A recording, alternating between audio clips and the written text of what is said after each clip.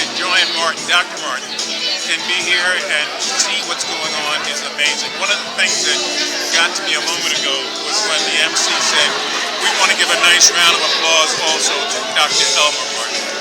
And I had a little moment there because I remember him. I remember how masculine he was, how crazy he used to be, and how crazy I would be with him.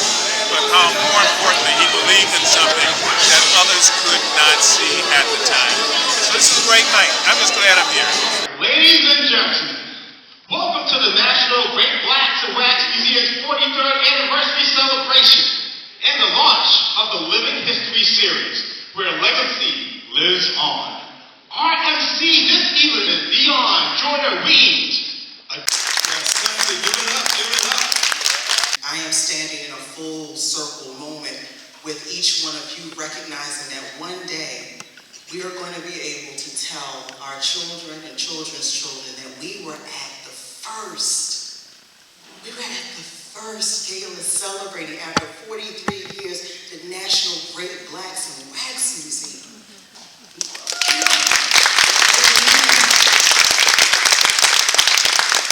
And I say it's a full circle moment. I was talking to Senator McCray.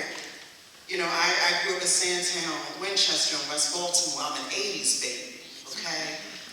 My grandparents, Frederick Douglass Taylor and Angeline Bethune-Taylor, lived on Baker Street. And my grandfather would talk to me at the age of 6 about this black couple. It's this black couple going all across Baltimore with African-American luminaries as wax figures in the trunk of their car. Then it turned to, it's this, you know, Dr. Elmer and Dr. Joanne Martin have this storefront. They're sharing our history. Then it turned to Dion being 8 years old with my family when the National Great Blacks and Wax became that brick and mortar on North Avenue. Now, I didn't know that 20 years or so later, I would be the Vice President of Marketing and the Chief Marketing Officer for Visit Baltimore, responsible for telling the stories of Baltimore City. Right? You can clap for that. I appreciate it. But again, it's this little girl from Sandtown, Winchester, now being responsible for stewarding that story. And here comes Dr. Joanne Martin into the meetings. This is my shiro.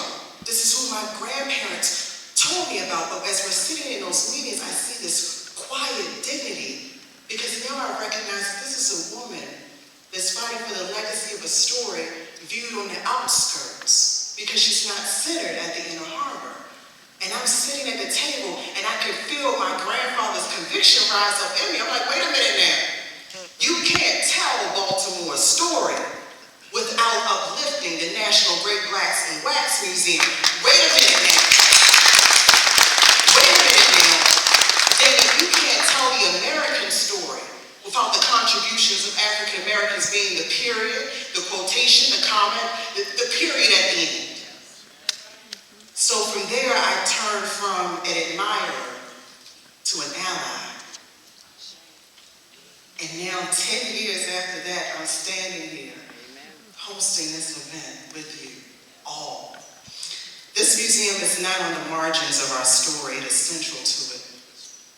At a time when so many are trying to erase or diminish African American history, this institution continues to make our history visible, physical, and alive.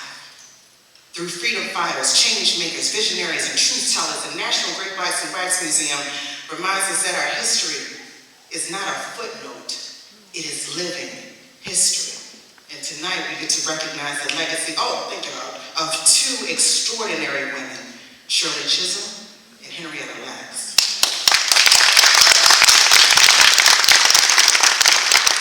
Now, I know I jumped off script before even getting into the script, but now that we're back into the flow, there's some acknowledgments that we have to do before we get into the official program, because look, history survives because there are people willing to fund its future. Thank you. So we like to recognize feel free, and you know, let's clap after us, because in this day and time, for people to really come to the table and not only put their voice, put their checkbook behind the mission. That part, thank you. This needs to be acknowledged. So our visionary sponsors, Baltimore Development Corporation and Pat Handler, J4P. Yes. Our legacy sponsors, R.M. Sovich Architecture, and our preserver sponsor, Hippodrome Foundation. Thanks to our advocates, our collaborators, and partners and sponsors.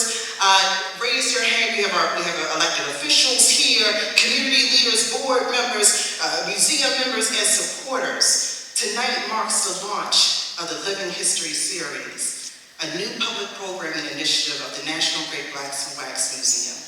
Through lived interpretation, storytelling, performance, and community dialogue, the series brings history to life by celebrating the lives and legacy of African American leaders, innovators, activists, and change makers. It reflects our commitment to preserving the uncompromising truth of our history while creating meaningful experiences that educate, inspire, and engage audiences of all ages. Tonight, I invite you to join the National Great Blacks in Wax Museum in ensuring that their history remains living history. So we're asking you to please support the new series. The first installment is going to begin at the end of August. Become a member. Do we have any? If you raise your hand if you're already a member or donor of the National Great Blacks in Wax Museum. If you're not, we're going to actually join. Come on here. Yes, yes. Give hands to those who've done it, and give hands to those who are going to join. Become a member and annual donor to support the sustainability of the museum and support future programming in the museum's expansion to preserve and elevate the stories of African Americans. Because legacy isn't what we leave behind. Legacy is what we choose to keep alive. And what we choose to keep alive is shaped by the decisions we make today. And we have some stewards in the house that we want to recognize. Please join me in welcoming our elected officials, starting first with U.S. Congressman Kwaisi. This is a tremendous night for a lot of reasons. And as I look at this crowd, I cannot help but to think of Elmer Martin and Joanne Martin, two young people at the time when we met in the early 1980s who were absolutely in love with one another and absolutely in love with a dream that they sought to bring into existence, that they hoped would inspire people for many, many years to come.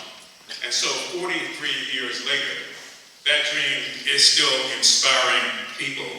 And 43 years later, it serves as a beacon, I hope, for those who recognize, as I've often said, that for a race of people who have suffered, endured, and survived 2 centuries of slavery, oppression, deprivation, degradation, and denial, and disprivilege, that this meeting is special in so many, many ways, particularly for all those nameless and faceless Black people who didn't get degrees, who couldn't speak the King's English, who grew up on those farms in Georgia, South Carolina, and elsewhere, picking cotton and finding a way to make their bodies bridges eventually, so that all of us who were their children and their children's children could run across one day and get to the university, or get to the Congress, or get to the State House, or become the sort of individuals that give real special meaning to this museum. Joanne, I called you Joe a minute ago, and I know somebody said, "Oh, Joe." That's how far back we go. I was a young city councilman working at WEAA, doing a talk show that we had just started, and had the pleasure of having them on over and over and over again as guests, but more importantly, sharing their vision and their story. And I always admired both of them because of the way they felt about one another. And Elmer, to his credit, would always want to tell you how he met Joanne on the college campus. Now, I'm not going to go into it, but he loved that story, and he loved you so very, very much. When I think about his passing in Egypt on the Nile River, I'm just thinking that that's the way, if you have to go out, that's the way you want to write your script. And because it was this cradle of civilization, and the cradle of so much that we know today as history. So let me just say two quick things. One about Shirley Chisholm, who Shirley and I met in 1980 on the floor of Madison Square Garden.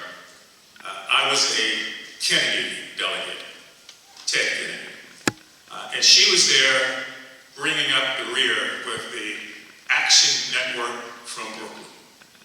Long before there was a Hakeem Jeffries in Brooklyn, there was a Shirley Chisholm. And Shirley, to her credit, spoke it just like she saw it. Somebody asked her once, so when are you going to one day marry up? You see, Shirley was married to a cab driver. She said, I already did. He's the love of my life, and everything I ever need is in him. And that's the kind of woman, Shirley was for so many, many years. Now, Henrietta Lacks is a different story in some respects, for me at least. I grew up in Turner Station. Mrs. Lacks,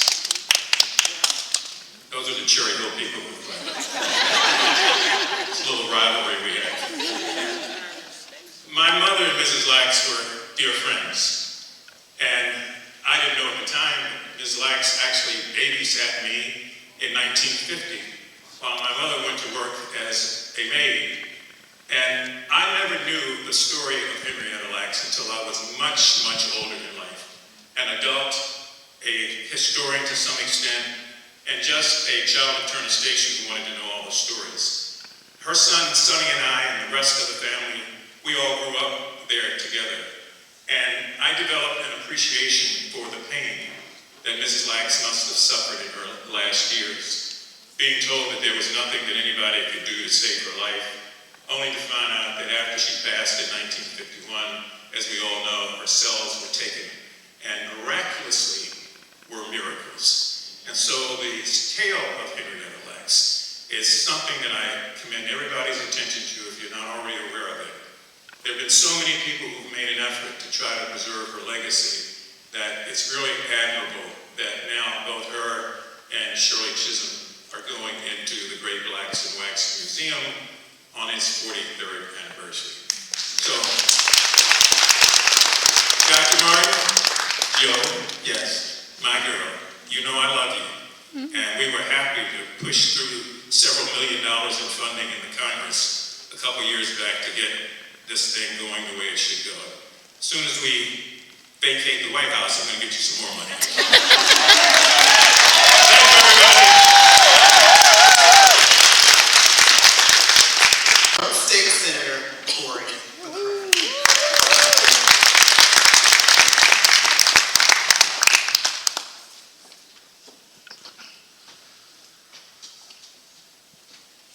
How's everybody doing? All right. How's everybody doing? All right, well, as Dion stated, my name is Corey McCray, and I have the unique privilege, the humble honor to be able to represent East and Northeast Baltimore in that Maryland State Senate, y'all. And let me be clear, I am so proud because the anchor, Congressman Fome, is right there at the corner of Broadway and North Avenue, and we call it the National Great Blacks and Wax Museum. See, Dr. Martin, I just want to start off by just saying so many nice things about you. I just think about being a truth teller, an unapologetic truth teller, a mentor, a leader, so many things, and I just love and I appreciate. I was telling Dion about it, just how you pour into myself. I feel like it's just me, but it's so many of us around here.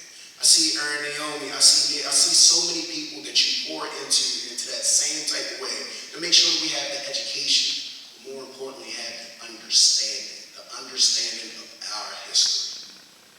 You see, y'all, when I reflect back on the National Great Blacks and Wax Museum, and I think about what it means to me, Ms. Brown, I think about every elementary school student that gets the unique opportunity, Ms. Siobhan, to be able to be graced with the presence and have it anchored there. I was telling my council president that I was terrified, Lindsay, when I was so small, so young, walking in and seeing that huge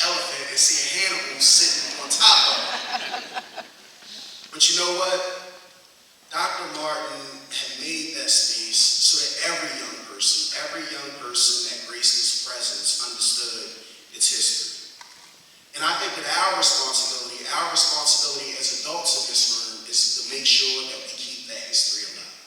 So just like you, Congressman Boomy, I can remember going into the Maryland State Senate. And I remember asking if the National Great Blacks and Wax could be in the state budget. And I can remember going the next year and also asking for it to be in there again. And the next year asking if it can be in there again.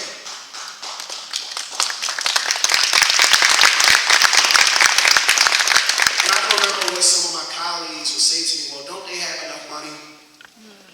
And I would ask the question, or do our other museums have enough money? Because I see them in the budget every year. And I never was asked that question again, Dr. Martin. Not once again. So y'all, every year that I've made my presence in that Senate, they know that it's one thing that anchors me. It's my history, but more importantly, it's those institutions that make our history, that make sure we understand our histories, that will never be forgotten as long as I stand here. When I think about Congresswoman Shirley Chisholm, when I think about Henrietta Lacks, you see, these are folks that I get the unique opportunity to be able to read about, understand their greatness, and making sure that I feel like I'm great about myself. And I say that in saying because there are so many instruments, there's so many manufactured efforts, whether it's our TV, our radio, our Instagram, so many things are trying to diminish and tell me who I am, Lindsay, but I know who I am. Because I have the right mentors in this room right here that tell me that I'm great every day that I wake up. So as I leave this stage and I see so many young people, because it's multi-generation right now, there's so many people in this room right now, Dr. Martin. I just say that every young person, I hope that you will hold on to it, but more importantly, continue to walk in your greatness. Thank you, thank you, thank you. Thank you for that. Now we will have remarks from Zeke Cohen, Baltimore City Council President. Thank you, Dion. Thank you to everybody who's here tonight. Dr. Martin, it's such an honor to get to be with you.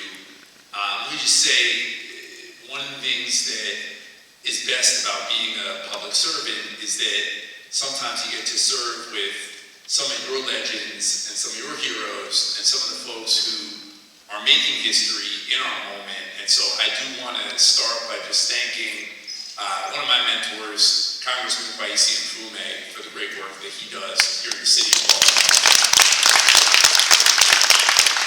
And I also want to sincerely thank my friend and Senator Corey McCray, and just to say that no one fights harder for East Baltimore and for the National Great Blacks and Wax Museum than our Senator Corey McCray. Dr. Martin, let me just share why this institution means so much to me. I was sharing with our Senator, I was a teacher, Dion, in Sandtown, and I had the great pleasure of getting to take my 8th grade students to the Great Blacks and Wax Museum and seeing what it meant to young people from West Baltimore to see their history reflected in these incredibly vivid, real images, and to see both the pain and the suffering of slavery, but also to know the triumph and the joy, to see people like Thurgood Marshall elevated, to see the incredible, brilliant minds, to reflect that greatness that is Black history, and to know that Black history is American history. And to know that we live in a moment where there is an intentional agenda by the President of the United States to diminish that very history, to take away that greatness, because we all know that the way to harm a people, the way to degrade a people, is to take away their history. And when I see books being taken off the shelves, history books being rewritten, narratives being transformed to pretend that Black history, that Jewish history, that Muslim history, that the greatness of our rich, diverse history didn't happen, that's how we harm our communities. But what I'm proud to say is that here in Baltimore, we're not doing that. We are 10 toes down, and I want to thank my mayor, Lindsay. I want to thank Mayor Scott for his leadership, because in this great city, we are crystal clear that no matter what craziness, Congressman, comes out of Washington, D.C., that Baltimore is winning. And the reason I know that is because this last year, Baltimore saw the least amount of homicides in our history. And this year, we're doing even better at preserving life. And I know that that is due to many people. That is our mayor, our state's attorney, our police. But here's the other thing that I know, Dr. Martin, is that that's also thanks to the National Great Blacks and Blacks Museum. Because when you preserve a people's history, you preserve life. And you make it so that we as a city feel a sense of pride and joy in who we are. And so know this institution has stood the test of time. When you think about the Shirley Chisholms, when you think about the Henrietta Laxes and the important history that they share, know that this is Baltimore and this is America. And that no matter what the man in the White House says, our Black history in this city will be preserved thanks to this institution. And so I just want to leave with two things. One is a citation on behalf of the city of Baltimore. City Council, be it hereby known to all, the City Council of Baltimore offers its sincerest congratulations to the National Great Blacks and Wax Museum in recognition of 43 years of recounting uncompromising truth, preserving African American history, and enriching the Baltimore City communities. The entire membership extends its best wishes on this memorable day of the 9th of July, 2026, signed by myself, Steve Cohen, and the entire membership. Thank you to Great Blacks and Wax. And because, look, I know, Congressman, I can't bring millions of dollars, and Senator, I can't quite do what you do, but don't come to the party without a check. And so I do want to commit, on behalf of the city, $5,000 to the Great Blacks and Wax Museum. And I just want to thank you, Dr. Martin, for all that you do for all of us.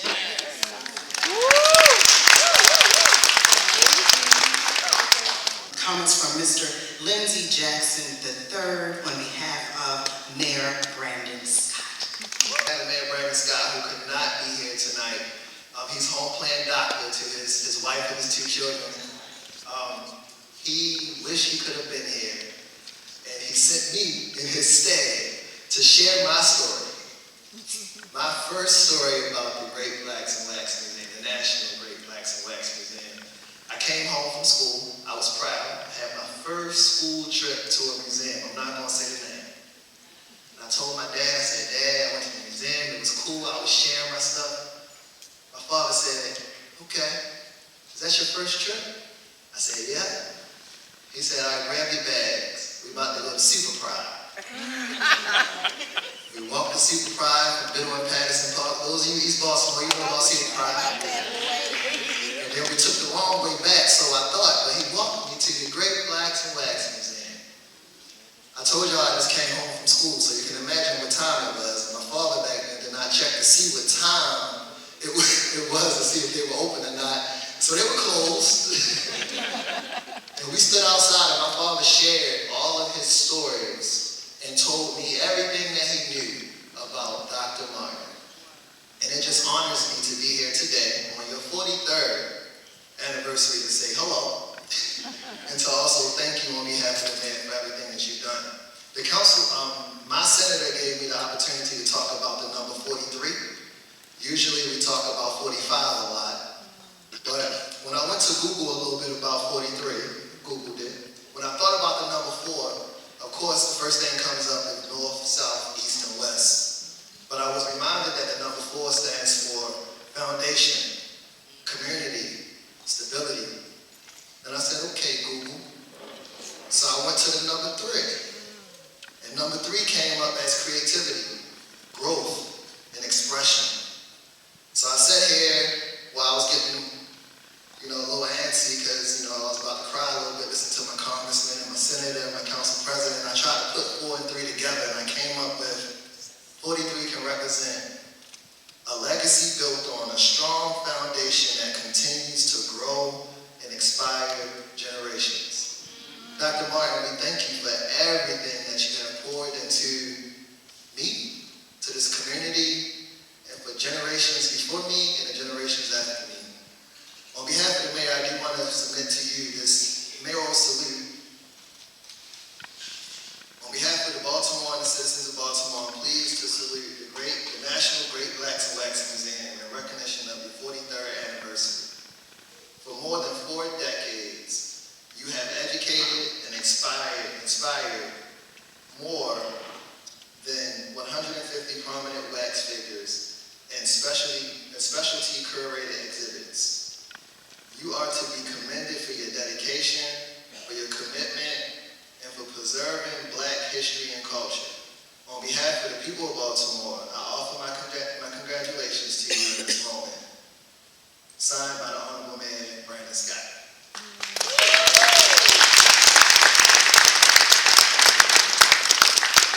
Good evening. My name is Ann Gordon Newson. I am a member of the board of directors of the Henry M. Lex with Legacy. Hello, my name is Ashton Bryce, and I am also a member of the board of the Henrietta Lacks Legacy Group. We are honored.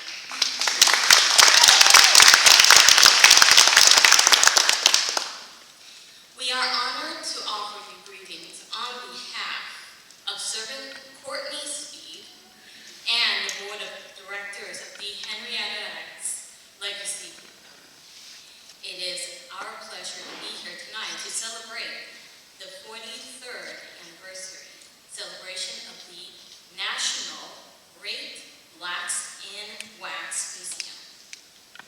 Like the historical women we honor tonight, Dr. Joanne Martin, the president and co-founder of the National Great Blacks in Wax Museum, is herself a trailblazer and worthy of our appreciation.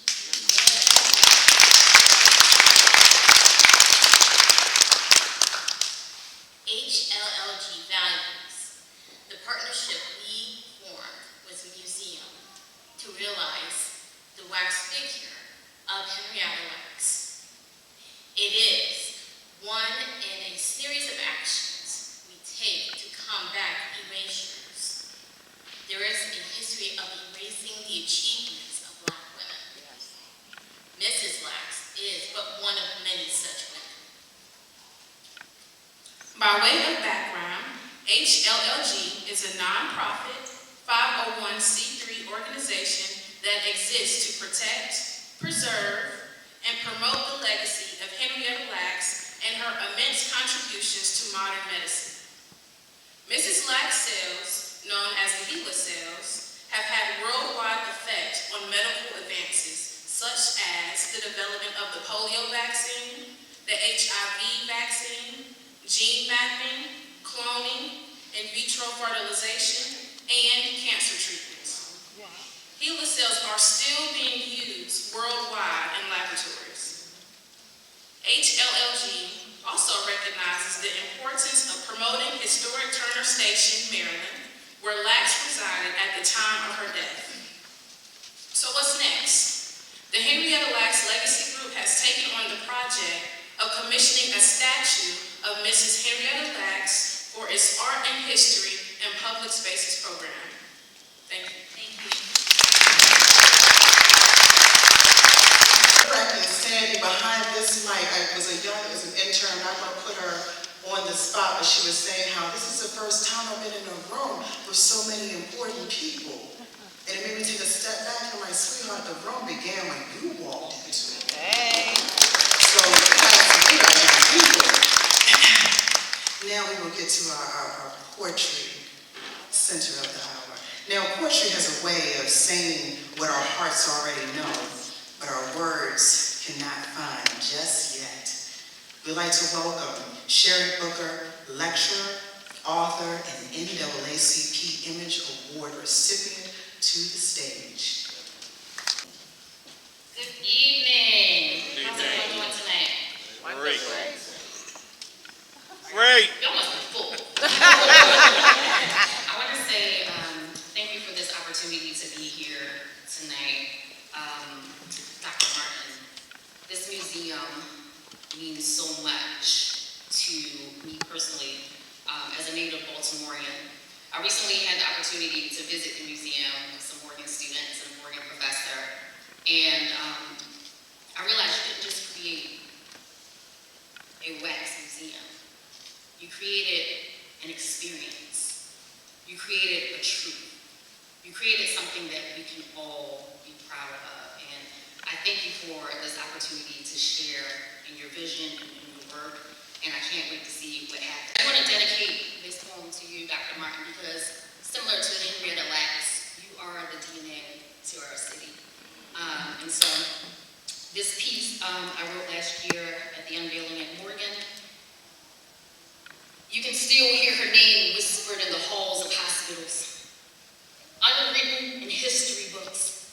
But her story lives on. Her DNA has traveled way beyond Turner Station, transforming scientific education. But don't be mistaken, those cells were taken. And though the world is much better because of it, we must still say her name, Henrietta Lacks. Immortal cells running through our veins. Black pain is profitable. I said, black pain is profitable. But the truth remains the same. It was a black woman, a mother, a wife, whose sacrifices have given us renewed life. A revolution wrapped in flesh and bone. A gift the world once claimed as their own. A piece of her lies in every cure. Proof that her presence will forever endure. They tried to erase the traces of her like DEI, but her story can no longer be silenced. Her truth can't be denied because black women has always given. We've given life, we've given love, we've given sun, we've given rhythm, we've given our bodies. We've given our blood, sweat, and tears, and they still took our cells without permission. Because it was strength in those cells. It was fight in those cells. They didn't give her a chance, but it was might in those cells. See, she is the lifeline. Her greatness multiplied millions of times, and the research doesn't lie. She is Baltimore's daughter, history's grace, action the fabric of time and space. She is more than Gila, so much more than the name. She is greatness. She is our legacy. She is traceable. She is unerasable. She's a testament to love, to struggle, to pain, and because she lived, the world and our lives will never be the same. Thank you so much. Shirley Chisholm represents the very essence of greatness. As the first black woman elected to the United States Congress and the first black candidate to seek the presidential nomination of a major political party, she broke barriers that once seemed impossible. But her legacy extends far beyond the historic first. She dedicated her life to expanding opportunity, championing education, and fighting for justice and equity. Her courage, conviction, and unwavering commitment to public service continue to inspire generations of leaders today. Just to let y'all know, Dion was about 90 pounds when wet with a dream, and people would call me Little Chisholm because I could joke with you, but when I became passionate, it was stern, and she inspires me. Shirley Chisholm didn't wait for permission to lead. She simply walked through the door and held it open for others to follow through. Tonight we have the opportunity to not only remember Shirley Chisholm, but to hear her words and feel her enduring spirit once again through Erin Naomi Reed. Ladies and gentlemen, my name is Shirley Chisholm. I apologize for my attire. Earlier today, I gave a speech at a local high school, but I came here right after because I felt this event tonight, honoring the 43rd anniversary of the National Great Blacks in Wax Museum, was too great to miss. I stand before you today not as the nation's first Black Congresswoman, nor as the first Black presidential candidate of the United States, but as someone who sees the value in our history, in sharing our past so it is not forgotten, in keeping the legacy of those who came before us intact. In the words of suffragette Mary Church Terrell, there is scarcely a field of human endeavor which colored people have been allowed to enter in which there is not one worthy representative. Not only do you see this in the museum, but in the world around you. This country, in all of its 250 years of glory, is built on the blood and labor of Black people. To have a place in this city and in this country for the youth to visit, for the youth to see their history and the contributions of their people is invaluable. Although I am known as an educator, politician, and advocate for the rights of women and colored people, I would much rather be remembered as someone who, throughout their life, continued to fight for the rights of women and colored people. While in college to obtain my master's degree, I worked as a teacher and in the child care center. I believed I could improve society by helping children. I became known as an expert in children and early education.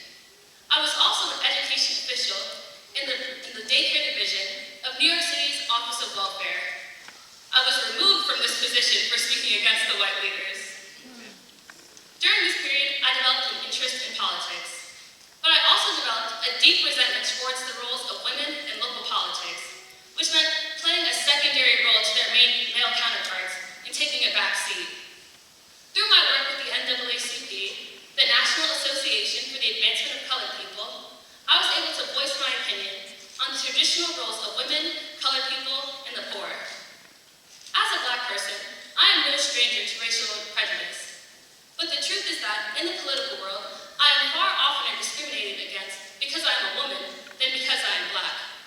But despite this, the sacrifices of women, specifically Black women, have shaped this country. From the women's suffrage movement of the early 1900s that brought about the 19th Amendment, to ingenious creations that we still use to this day. The legacy of our ancestors, our forebears in the fight for equal rights for all Black people, are gifts to be cherished.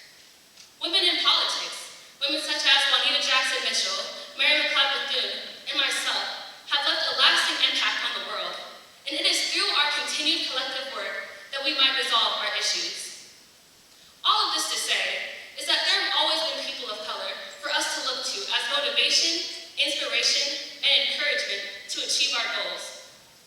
As I said when I won a seat in Congress representing New York's 12th district, people had to know that there was someone with decency and a fighting spirit and that they could overcome the system. My hope is that all those who visit the National Great Blacks in Wax Museum might find something to motivate them to change their lives and achieve their goals. My name is Shirley Chisholm. Thank you for your time.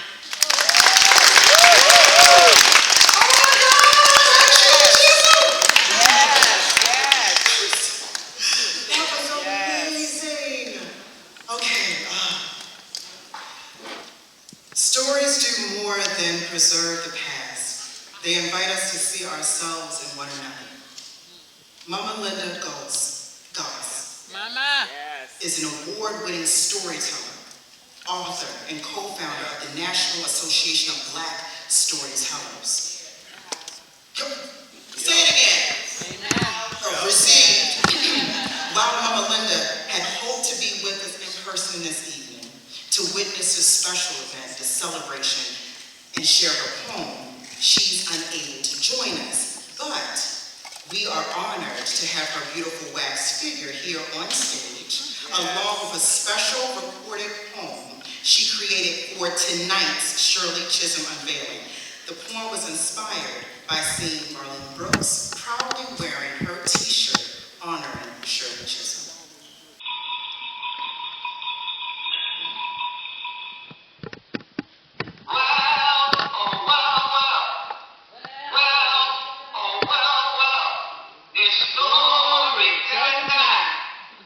Peace and blessings, my sisters and brothers. It is indeed an honor for me to share with you tonight my story poem about three wonderful women.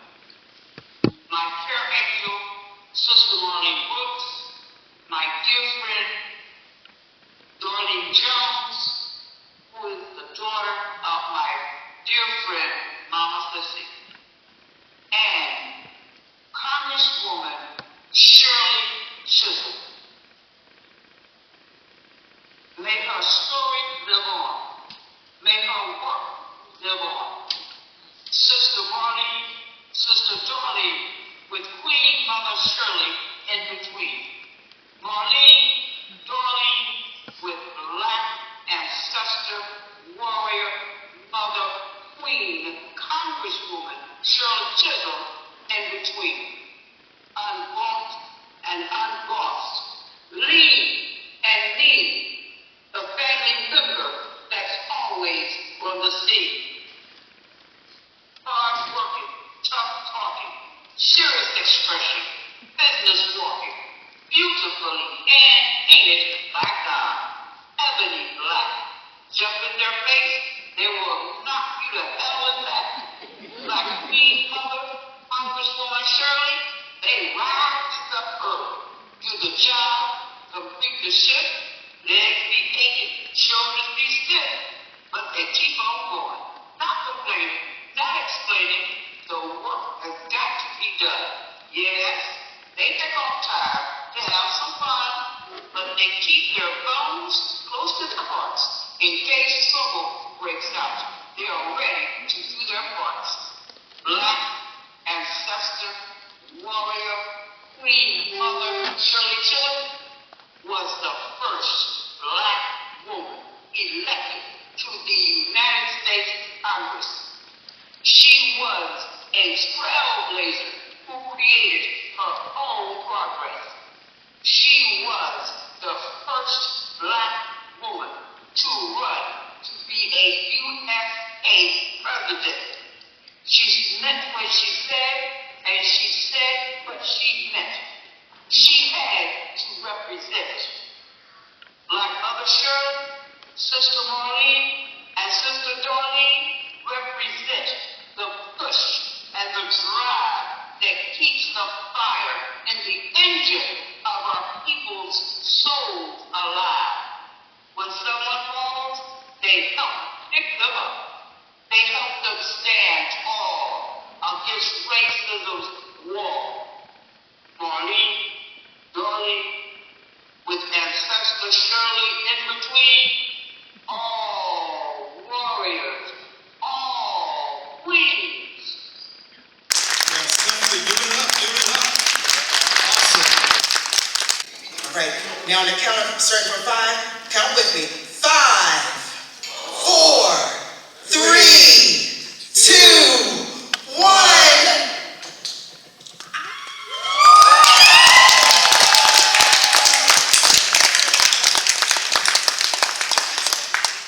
To create a wax figure is to say to future generations, this life mattered. This story must be remembered. So we're going to allow a moment for photos, and I will return back to the mic. But in the meantime, let's give Congresswoman Shirley Chisholm her respect.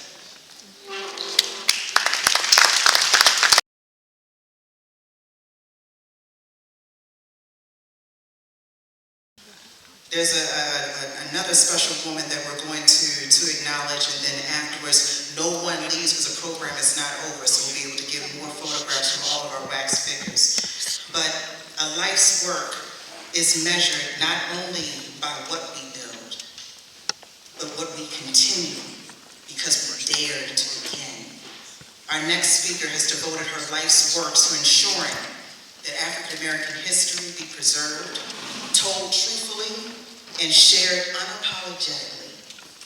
As president and co-founder of the National Great Blacks in Wax Museum, Dr. Joanne Martin has helped build one of the nation's premier institutions dedicated to preserving and celebrating African American history and culture.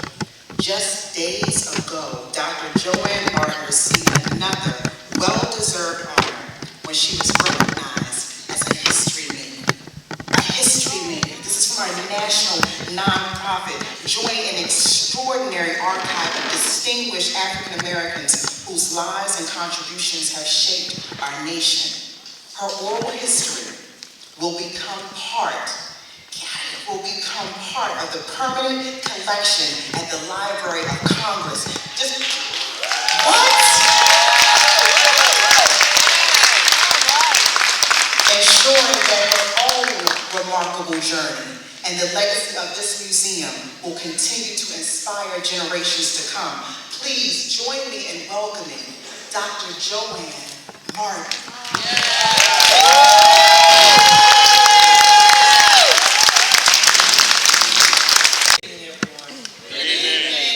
And thank you for being here. It means more than you know.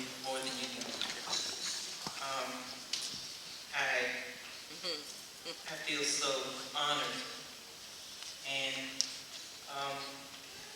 for me, every event like this is a tribute to Dr. Martin.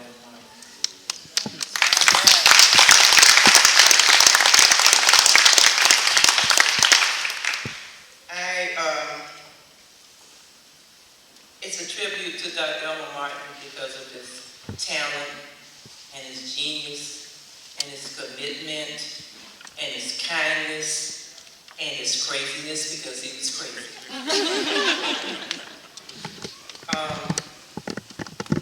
He was a visionary, and the world could use a few more visionaries.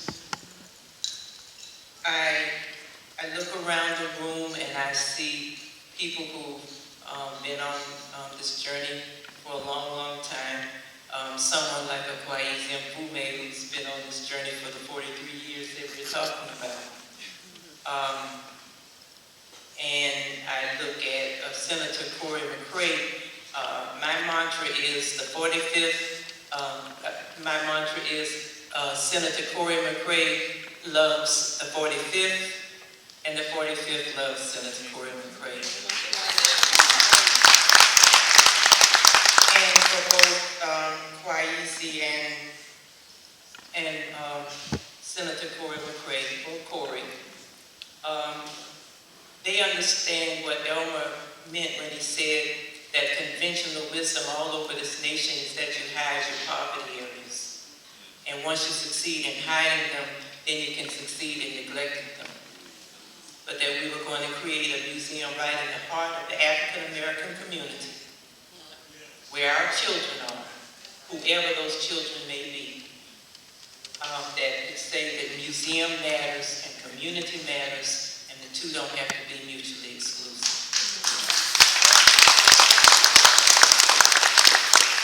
And Elmer, who said, see North Avenue not as it is, but as it can be. And that community development and cultural development go hand in hand.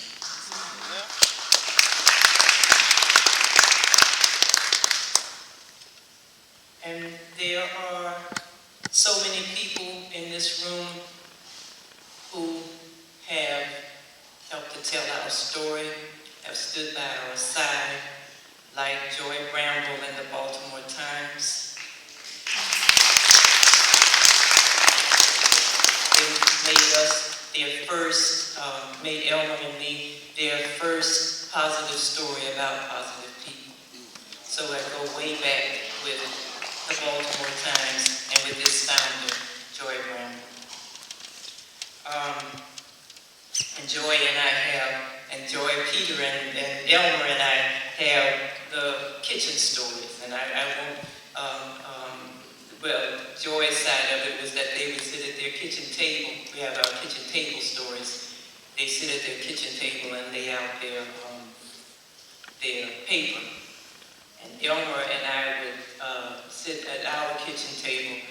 We couldn't afford, we bought the first, before we started using mannequins, we had something, we paid twice as much, 3 times as much as the figure was worth because they saw us coming.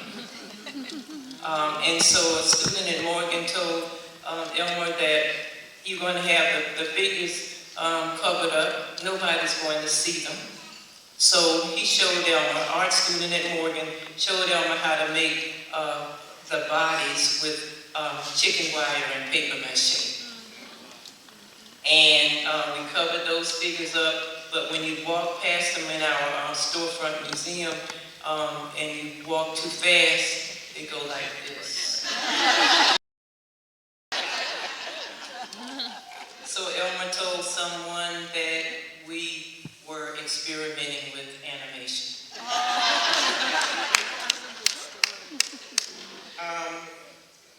So many people in this room, like a Deborah Pierce Fakunle. Yes. Mama Deborah. Dr. Mama Deborah. Mother of doctors David Fakunle and Mary Fakunle.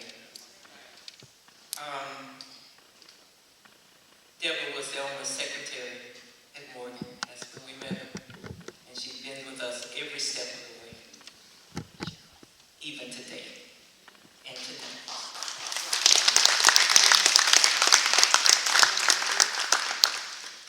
And there is Loretto Gubernatis. Yes. My hippie chick, is the color. Deborah, Loretto, who also has been with us. I used to say about the Baltimore Times that when nobody else would cover us, cover our event or whatever, Joy would send R.B. Jones or someone to cover. And with Loretto Gubernatis, when nobody's there, even today, Loretta is in the house, covering and doing what she has done with her little camera, in the past, a little camera, but capturing our history and our story. So many people in this room. There is Pat Handel. Pat Handel and I, we share a few things like the loss of our husbands. Pat's loss more current. Pat and I, who get told all the time that we were married to great men, but Pat and I know that we were also married to good men, and we understand the difference. And Pat, who understands that it's not about her, Joanne understands it's not about her, that we have been blessed to do the work and do the uplift of our communities and our children.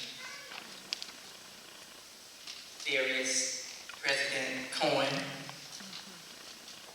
You might say Council President Cohen, but there is President Cohen.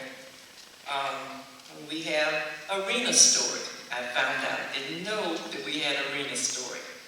I had the privilege to take Council President Cohen on a tour of the museum, and he's told you, he pretty much took himself on the tour because he did bring his eighth grade students there. But when we got near the end, I talked to him about our wax figure of Merle Evers Williams.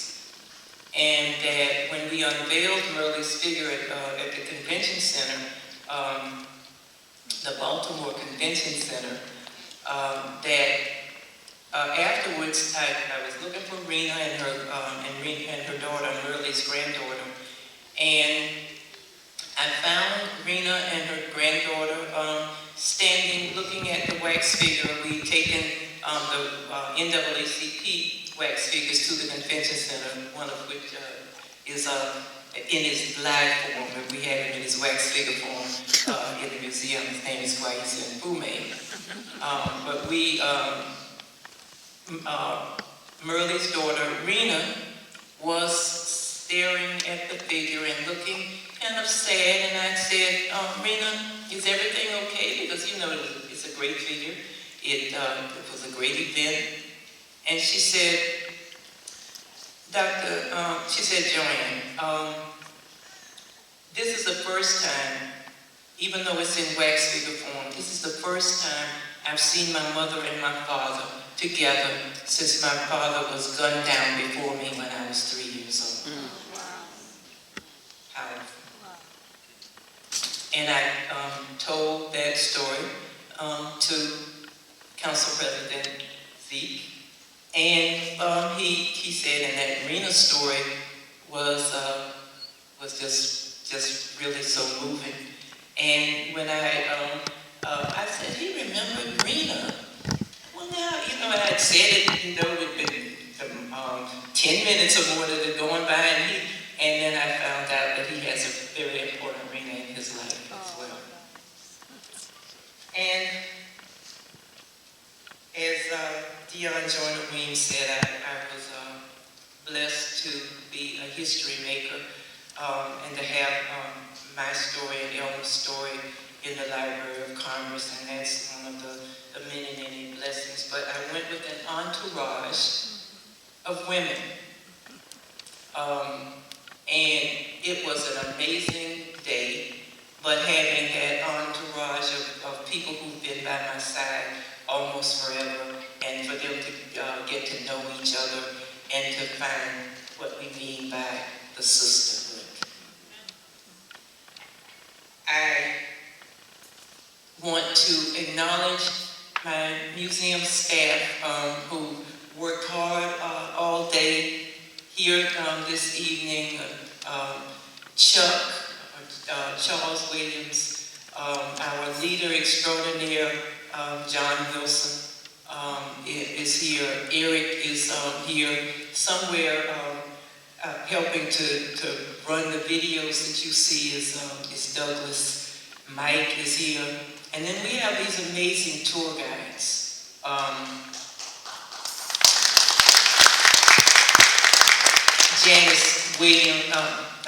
Janice West, and Nat is not here, Kulu is not here, but they add to. And one of the tour guides that you saw, not as a tour guide, but who grew up at the museum, was Erin Naomi Reed, a.k.a. Shirley Chisholm.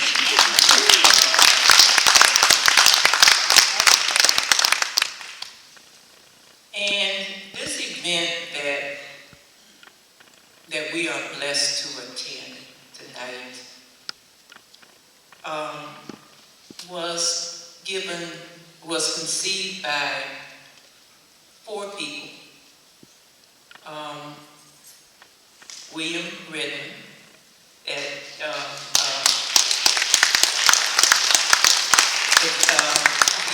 you bought a ticket, certainly if you were at table number 1, and throughout this room, you would have gotten something from William Redmond.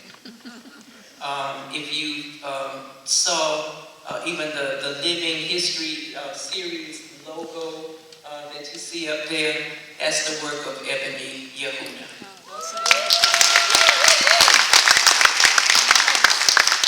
And if someone was reaching out to you about sponsorships and so forth, that's Krishna Williams. And somewhere in the background, she's not here tonight, but is Trisha Blount, a part of the team, this amazing team.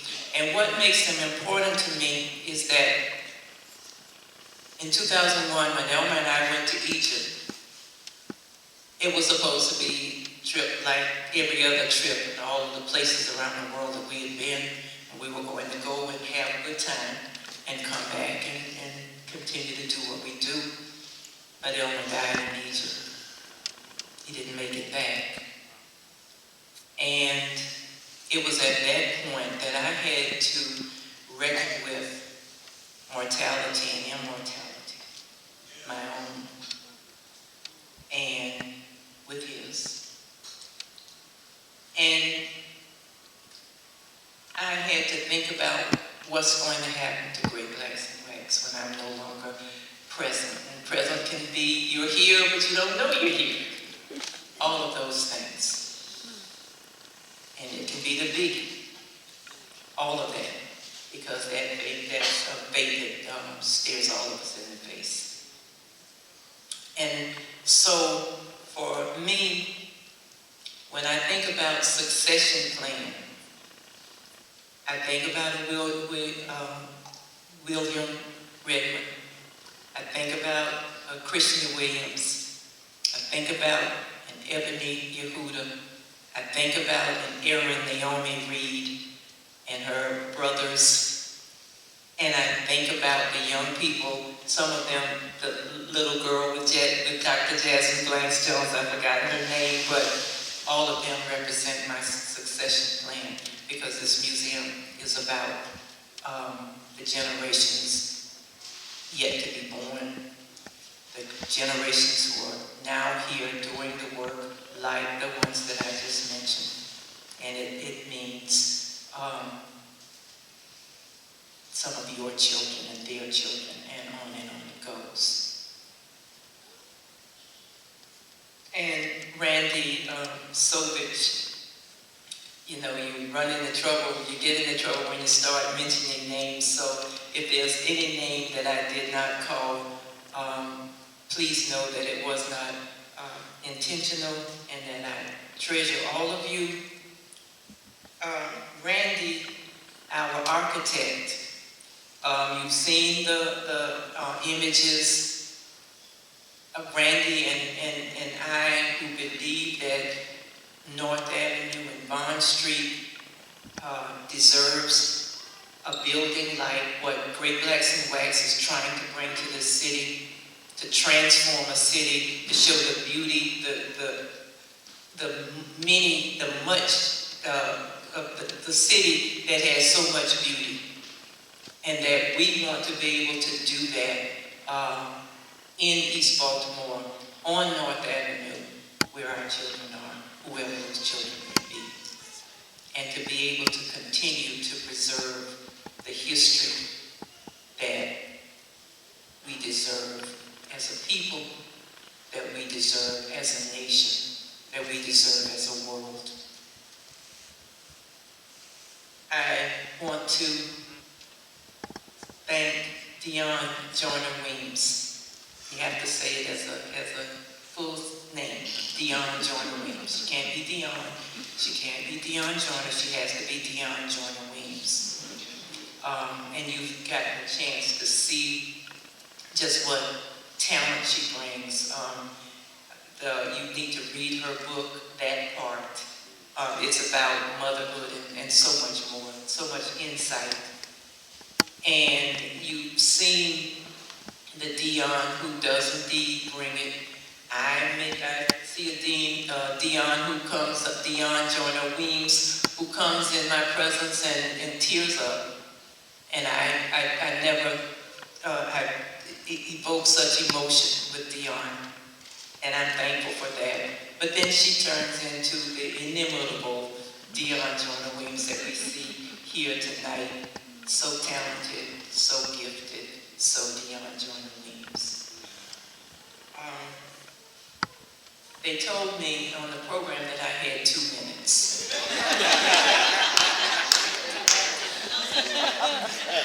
But then when I saw Corey and Crazy and President Cohen, they took more than 2 minutes. I was going to apologize, but then I said, well, if they can, it's Great Blacks and Whites Museum. If they can take more than 2 minutes, so can I.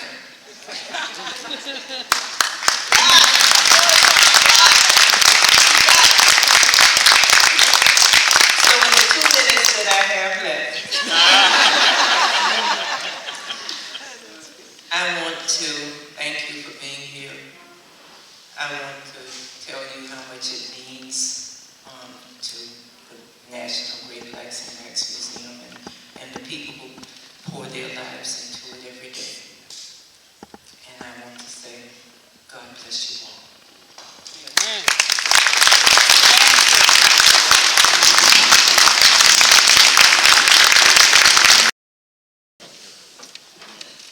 I promised. So you know what?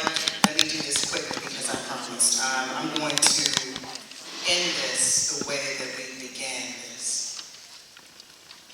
We just witnessed history. We are living history. Will you please give another round of applause to Dr. Gala and her husband, Dr. Elmer Martin Powell.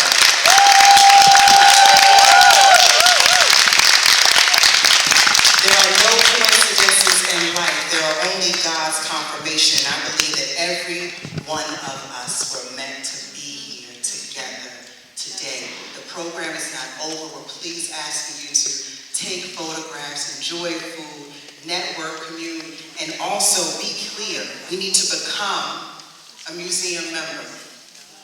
Make a gift to support the Living History series and educational programming. Support the museum's expansion and future exhibitions. Invite friends and family to visit the museum. When I was at Visit Baltimore, one of my favorite stats in order to prove why it was so important to empower the people of Baltimore to tell their story, 43%, it may have changed in the last few years, but 43% of the people that visit this city are visiting family and friends. So it does matter what your cousin is talking about at the kitchen table. It does matter how your mother is talking about her experience and her day at work. When she is visiting with her family, she's talking about us. So invite your friends and family to visit the museum. Follow the museum on social media and stay connected on upcoming events. Again, guests, keep this party going. It is a blessing to be in your presence. Thank you so much for your time.